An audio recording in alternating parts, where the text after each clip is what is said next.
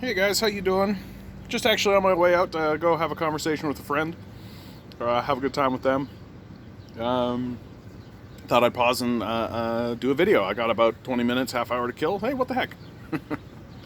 Um, I think today the thing that's been really banging in my head today is like I keep seeing around non-corporate news and non-corporate stuff commenters.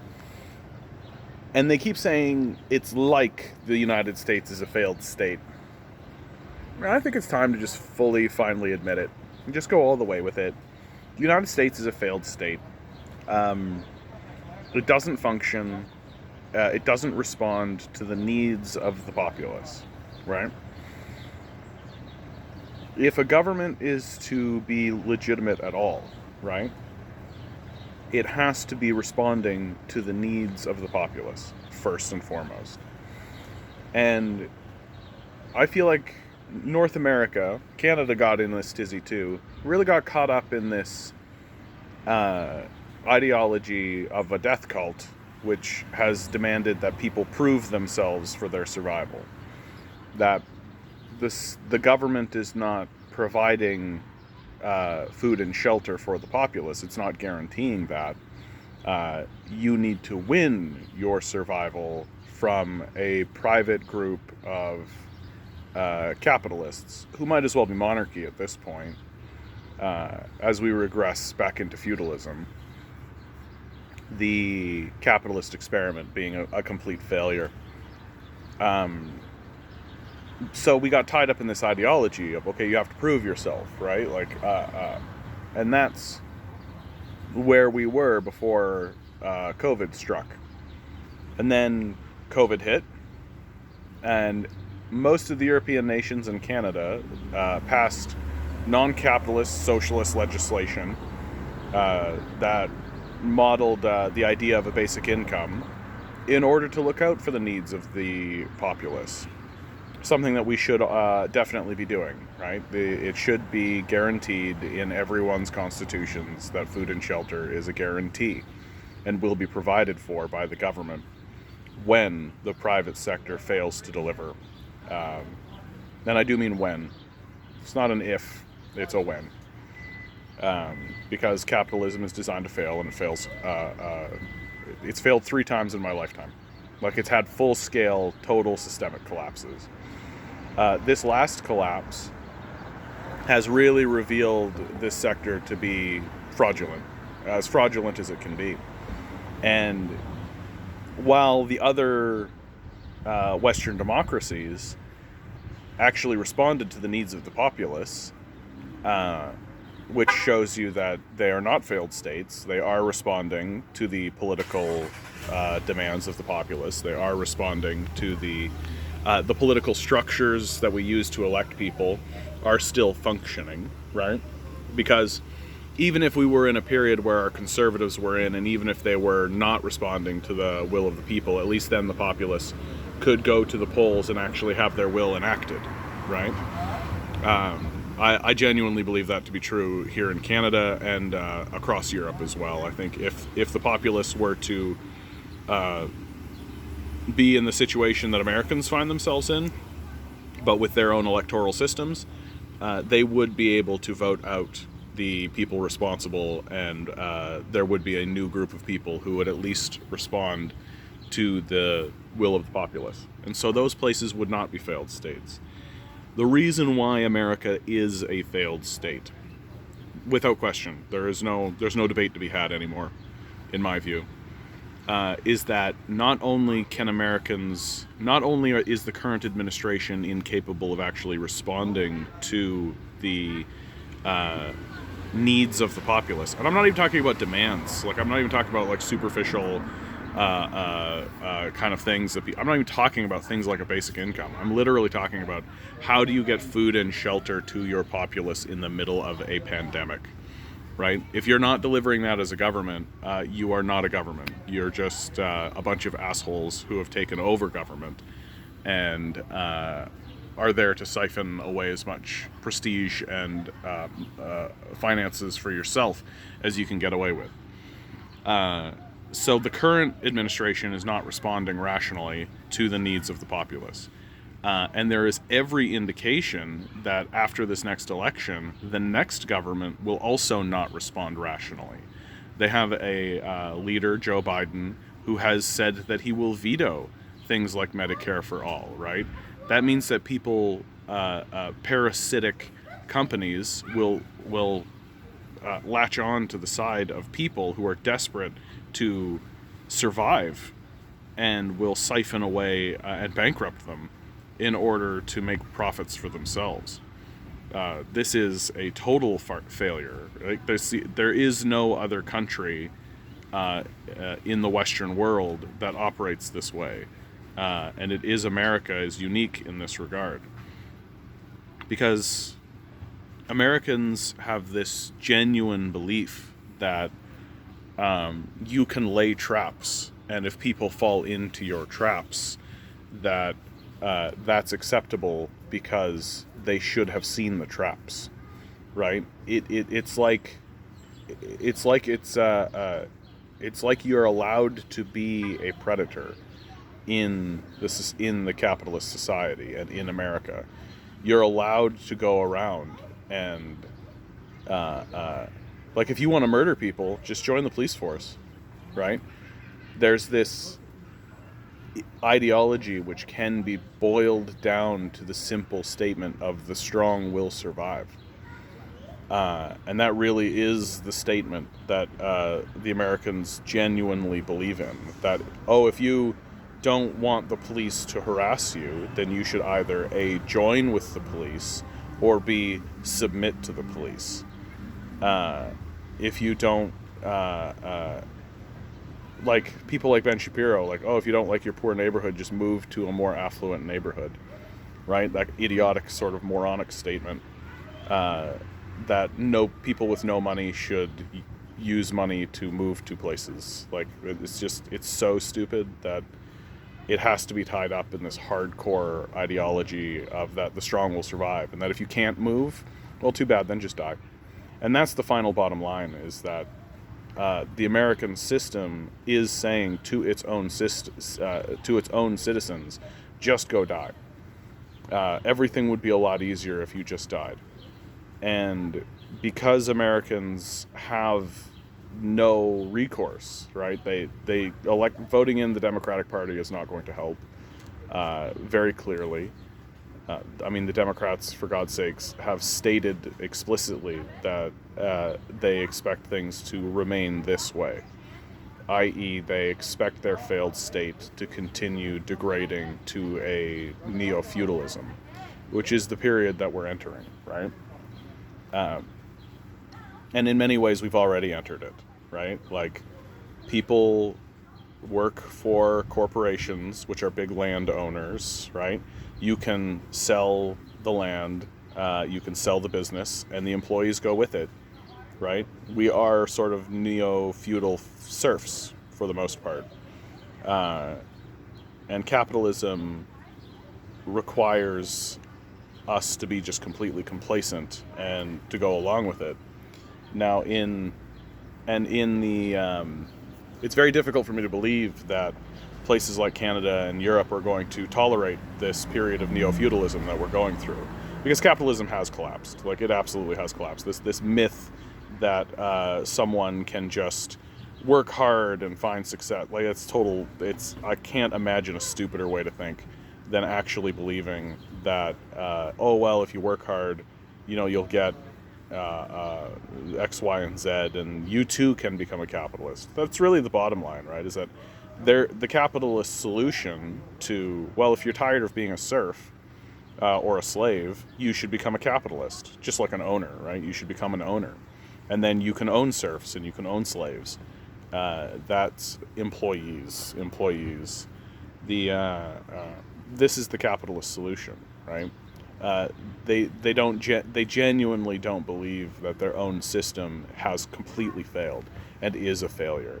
They genuinely, because they're evil and because they don't actually, they're the most unintelligent people in the society, obviously. They're only good at lying. And so they haven't actually thought about how the capitalist system has failed. It no longer exists. Like, and it's time for us to all kind of begin saying this, right? Capitalism has already collapsed. It's already collapsed. Okay, we are not living in a capitalist society. That has failed.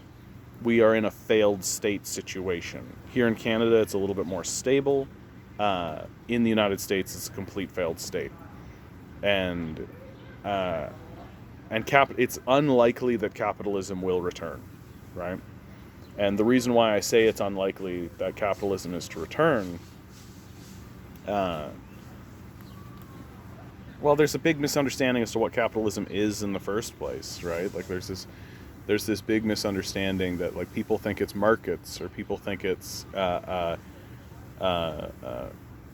one of the big promises of capitalism is that it offered a freedom of mobility, but that never really truly existed outside of these outliers. And anytime anybody stands up and says like, oh well, I was able to ascend, it's like, yeah, because your parents got free land given to them by the government, right? Like, how is that capitalism? The call for like this rugged capitalist thing, you'll notice, is usually done by people who are receiving a massive subsidies from the government, which is exactly what's happening in the States. They're literally printing money and just shipping it over to corporations. Like, why do you think people like Jeff Bezos are making like $100 billion during this period of time? Why do you think during this period where everyone is collapsing and there's unemployment and people are getting evicted, Jeff Bezos is making billions of dollars? It's because they're printing trillions and they're just handing it over, right? They're just printing it and handing it to the companies, and the companies are just cutting themselves, and the people in the companies are cutting themselves checks and just walking away, right? Why should they do anything else? Why should they do anything different? This myth that they're the quote-unquote job creators, it's a total farce. It's a complete lie. And anyone who believes it has just got to be the most gullible person alive. And I mean, Canadians are extremely gullible, right? Like, we're extremely gullible. I just keep saying it over and over again, but it's absolutely the truth. So what to do, right? What to do about living in a failed state? And if you're an American, you are in a failed state. And if you're a Canadian, you're flirting with being in a failed state, right? We're regressing to feudalism. If we haven't already regressed to feudalism.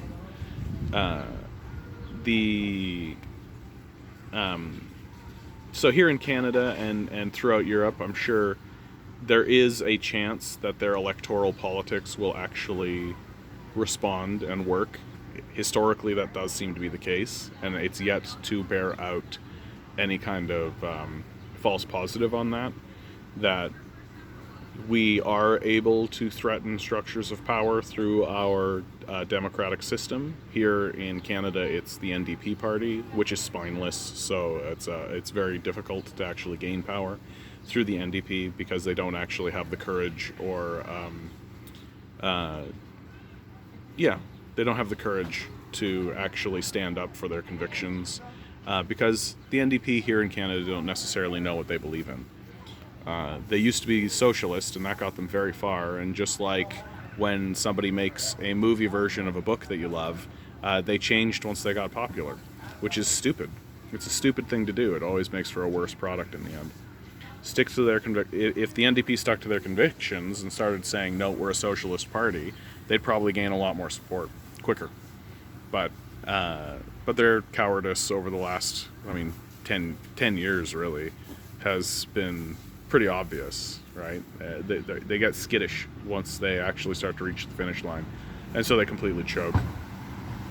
But even through this imperfect situation, they're present, and they're always pushing on the pillars of power, and you can see them doing it. And you can see how they move the bar. You can see how legislation gets more leftist and more progressive because of their existence. So the pillars of power are responding to the demands of the populace, right? Whereas in the United States, it just doesn't exist. There is no mechanism by which the populace can have their demands heard. And so if you're living in the States, the only recourse you have left is to take to the streets. That really is the only thing that you can do. There is no alternative. If you're living in the States right now, it is your duty as an American to find and talk to the people around you, to rally those people around you, or to rally around others who are also organizing, to find out who is organizing, who is willing to organize, who is willing to actually go out onto the streets, and who is willing to do the sustained work that must be done in order to overthrow this sort of new monarchy that exists during this period of neo-feudalism. I think it's pretty likely that the Trump administration wins this next election. I think the American revolutionary spirit is going to take a look at the Biden administration and look at the Biden campaign and say no. I think that Americans will look at the Biden campaign and simply say, no, we will not capitulate. We will not pretend as though a vote for Biden is a vote for anything more than corporate power. And my view is that it is actually wiser. Like a few days ago, I kind of said this and I was pretty soft on it, but now I've actually really thought about it, and it is much, much wiser to humiliate the Democrats by having them be defeated by a loathsome and repugnant figure like Donald Trump than it is to pretend as though voting for the Democrats is an improvement. The Democrats are exactly the same as Trump. There is no difference. The only difference that the Democrats offer is that when they continue the capitalist process of enslavement and self-immolation, they'll do it with a smiling face and a little bit more grace. They'll have a softer touch as they destroy the society and continue enslaving their own people for the benefit of a small handful of corporate billionaires.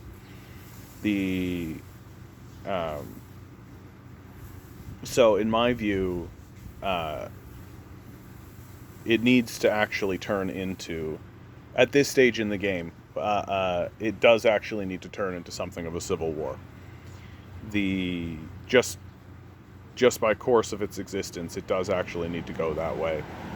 Both the Democrats and the Republicans have revealed that they are perfectly fine with sending unmarked vans filled with mercenaries to kidnap people and take them to undisclosed locations. Both the Democrats and the Republicans are making it very clear that they have every intention of expanding the imperialist agenda of American hegemony. They have no intention of slowing any of that down. They have every intention of continuing the exploitation of immigrants, of poor people, of workers, and there are no voices that are actually working to change that in American electoral politics. So if the American people have the opportunity to destroy a wing of the corporate power structure, which by voting in Trump, having Trump beat Biden once again, it will absolutely destroy the Democratic Party completely. It will not be. It will be a complete purge of corporate ownership and corporate people in the Democratic Party should the Trump administration win again and humiliate the Democrats once again. But I consider that a success. Yes, Trump is grotesque. He's a grotesque and horrible human being, exactly like Joe Biden is a grotesque and horrible human being. But if you have the opportunity to destroy any edifice of corporate power, if you have the opportunity to eliminate one of the two parties that exist within the corporate structure and dismantle it and give the people an opportunity to take that party back, for themselves in order to actually have the government respond, you should do it. I actually think the worst case for Americans is a Joe Biden ticket winning the election, because I think it'll just shut down a lot of people. I think a lot of people, just like what happened under Obama, right? Obama won, and I think a lot of left-wing people just shut down. They just went, oh good, a black president. Then they focused on their own lives. And Obama was able to do things that no Republican would have been able to get away with, right? He was so charismatic and so well-liked and so well-positioned that when he opened up 7 new wars, nobody said anything. When he began a drone strike, a policy of drone striking, nobody said anything, right? When he expanded the powers of NAFTA, began fracking America, nobody said anything, right? Like Obama is just like the epitome of a snake oil salesman who had excellent rhetoric and was really, really capable. He really, really understood what it was Americans were asking for. And his rhetoric told us that he understood that. His campaign slogan, Hope and Change, shows us that he understood that.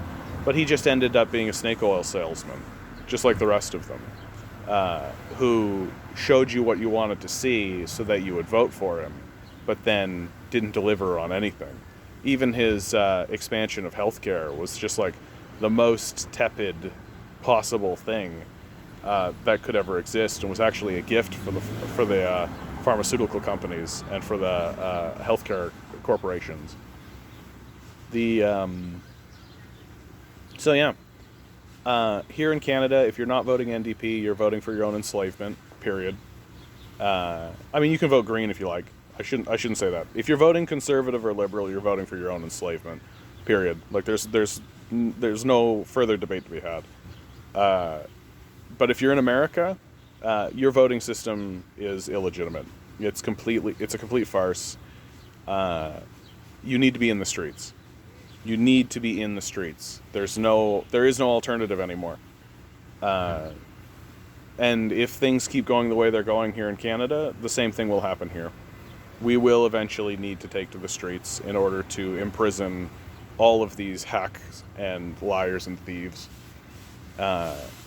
And pedophiles. Boy, is that ever part of the mix, right? Like, there's a lot of work to be done. But I, for one, always think it's important to pause, spend some time with some friends, have a beer, drown your sorrows, bitch, complain, moan, but don't end these conversations. This is the thing. Whenever you get together with your friends and you have these political conversations, everybody goes like, oh, well, what are you going to do? What are you going to do? Show up at these fuckers' houses. That's what you're going to do, right? Show up at these fuckers' houses, let them know that you know where they live, and tell them they're doing a crap job. Pretty straightforward.